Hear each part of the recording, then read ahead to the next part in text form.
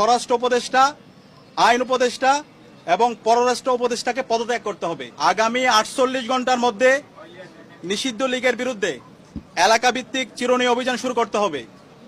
নিষিদ্ধ ঘোষিত সংগঠনের বিভিন্ন স্তরের সকল সন্ত্রাসীদেরকে গ্রেপ্তার করতে হবে। আমাদের 1 নম্বর দাবি, আমাদের ভাই উসমান হাদির উপর গুলিবর্ষণের সঙ্গে জড়িত প্রত্যক্ষ হামলাকারী, পরিকল্পনাকারী ও সহায়তাকারী সকল সন্ত্রাসীদেরকে গ্রেপ্তার করতে হবে।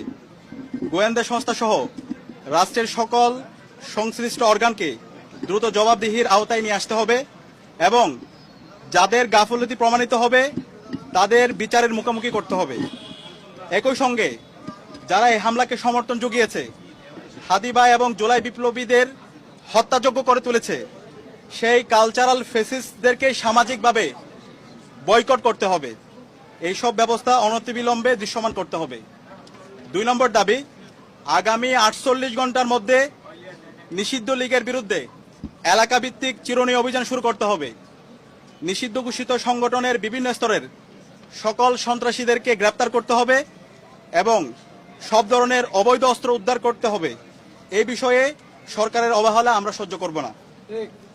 3 নম্বর দাবি, ভারতীয় আধিপত্যবাদের বিরুদ্ধে প্রথম ও অপরিহার্য পদক্ষেপ হিসেবে খুনি হাসিনাকে দেশে ফিরিয়ে এনে তার বিরুদ্ধে মানবতা বিরোধী অপরাধে প্রদত্ত রায় কার্যকর করতে হবে। গণহত্যাকারী সন্ত্রাসীদের আশ্রয় দেওয়ার প্রতিবাদে ভারতের সঙ্গে কূটনৈতিক সম্পর্ক পুনর্বিবেচনা করতে হবে। অভিযুক্তদের ফেরত না দেওয়ার পূর্ব পর্যন্ত কূটনৈতিক সম্পর্ক স্বাভাবিক করা যাবে না।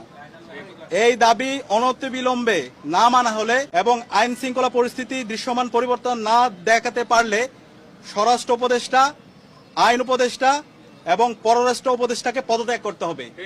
এই 3 দফা দাবি আমরা জানিয়েছি এবং একই সাথে আমরা গতকাল থেকে বাংলাদেশের সকল ছাত্র সংগঠন, সিভিল সোসাইটি, সাংবাদিক এবং জুলাইয়ে যে সমস্ত সংগঠনগুলো তৈরি হয়েছে, জুলাইয়ের যারা আমাদের সহযোদ্ধা ছিল, আমরা সবার সাথে গতকাল থেকে যোগাযোগ করছি, মিটিং করছি।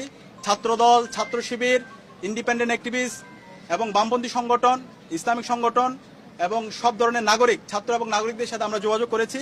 আমরা সারা দেশে সবাইকে ঐক্যবদ্ধ হওয়ার জন্য আমাদের ফেসিবাদের বিরুদ্ধে, আমাদের কমন এনিমি ভারতের যে হচ্ছে যারা বাংলাদেশে দাসত্ব কায়েম করতে চায় এবং একই সাথে এই পতিত ফেসিস্টদের বিরুদ্ধে আমাদের ঐক্যবদ্ধ হওয়ার জন্য আমরা সবার সাথে কথা বলেছি এবং সকল ফেসিবাদ বিরোধী যারা আন্দোলন সংগ্রাম করেছে সবাই একমত হয়েছে এবং খুব দ্রুতই সকল ফেসিবাদ বিরোধী আমরা যারা জুলাই একসাথে নেমেছিলাম আমাদের সম্মিলিত কর্মসূচি আপনারা দেখতে পাবেন।